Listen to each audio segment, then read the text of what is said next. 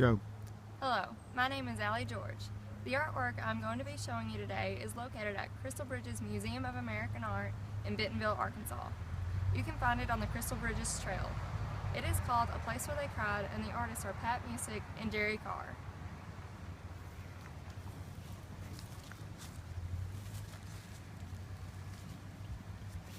A Place Where They Cried was created in 2010 and is a tribute to the many Native Americans who died on the Trail of Tears.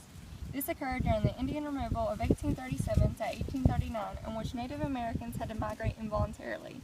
This piece of artwork collaborates with another one from Musick, which is called Yolks on the Trail of Tears. It is permanently in the collection of the Tyson Food Corporation. Miss Musick also wrote a book called Stone Songs on the Trail of Tears, The Journey of an Installation. This talks about the trek across the U.S. that the Cherokee people made. For A Place Where They Cried, Miss Musick received assistance from her husband, Carr, who is her chief engineer and also her business manager. One very interesting fact about Mr. Carr is that he is a former NASA astronaut.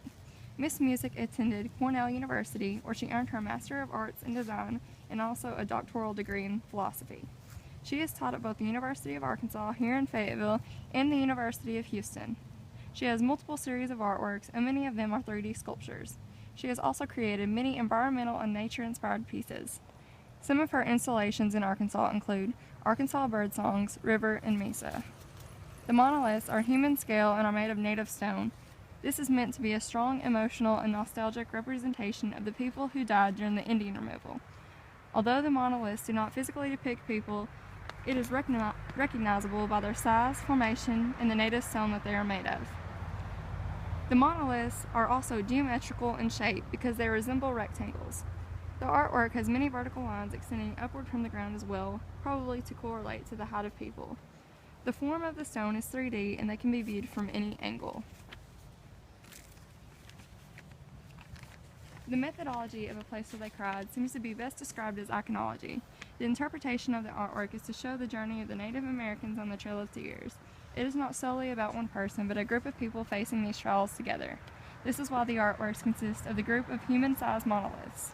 One of the stones is not meant to be viewed by itself, but all of the stones as a whole. The category that this artwork fits into best is Romanticism. It is meant to be representational of the Native Americans walking the trail, but the actual sculptures do not depict real human beings. Many pieces of art that are categorized under Romanticism go along with the theme of the passing of time. Artworks that expresses nostalgia is considered to be romantic, which is exactly the vibe that Musick's installation is meant to emit. Adams states that the romantic aesthetic of long ago and far away is conveyed in works with locals and settings that indicate the passage of time. A Place Where They Cried includes statues that appear ruined to indicate the time wasted and lives lost on the Trail of Tears. They appear to be withering away with time, and some to even be broken. This also contributes to the psychoanalysis point of Romanticism, indicating that the people were also losing their minds on this journey. Although the artwork matches a description of Romanticism, there is not many sculptures that have a relatively similar appearance as Musick's. The closest example of a similar piece is Winged Nike.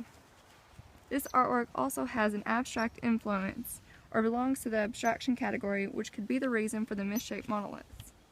It is another representation of psychoanalysis, or the physical condition of the people involved as well.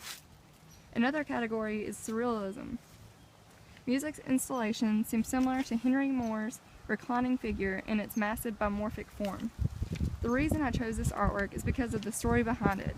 It was not created to just be simply appealing to the eye, but to tell the story of those who suffered on the Trail of Tears. The fact that it is a tribute was the deciding factor when choosing what artwork I was going to research. The monoliths are not just huge masses of stone either. The stones are representational of the people themselves who had to face difficult trials, experience emotional and physical pain together, and also loss of others that they were close to. Also, because native stone was used, it almost seems as if the monoliths have the souls of those on the Trail of Tears entrapped. The stone could also represent that the Native Americans that were mentally hardened by the Indian removal that they had to face.